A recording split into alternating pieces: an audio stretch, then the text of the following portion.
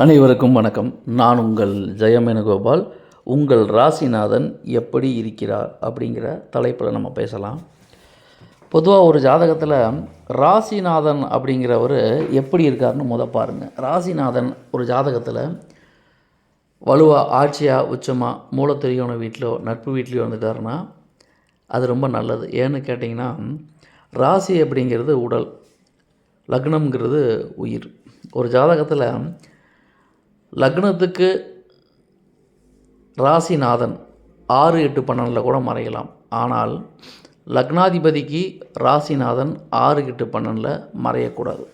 அப்படி மறைஞ்சிட்டா அந்த ஜாதகர் நினைத்த விஷயத்தை உடனே செயல்படுத்த முடியாது. மனம் ஒன்று நினைக்கும், உடல் ஒன்று செய்யும். அப்போ ஒரு காரியத்தை செய்து முடிப்பதற்கு எக்ஸிக்யூஷன் பவர் ரொம்ப முக்கியம். நினைக்கிறதெல்லாம் செஞ்சிட முடியாது.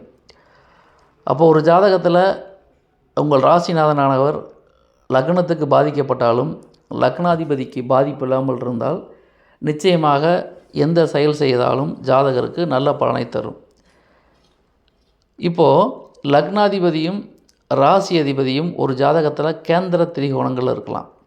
அது ரொம்ப பவர்ஃபுல்லாக வேலை செய்யும்.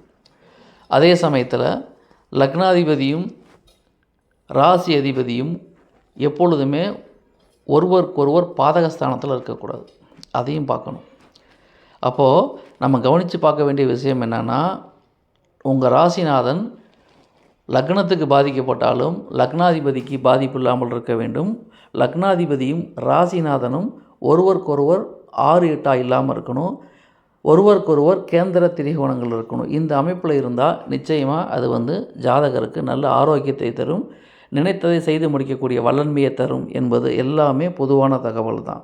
நாம் கவனித்து பார்க்க வேண்டிய ஒரு விஷயம், ஒரு ஜாதகத்தில் ராசிநாதன் பாதிப்பு இல்லாமல் இருக்க வேண்டும். எதற்கு? லக்னாதிபதிக்கு பாதிப்பு இல்லாமல் இருக்க வேண்டும் என்ற அடிப்படை உண்மைகளை புரிந்து கொண்டால் நற்பலன்கள் விளையும். நன்றி, வணக்கம்.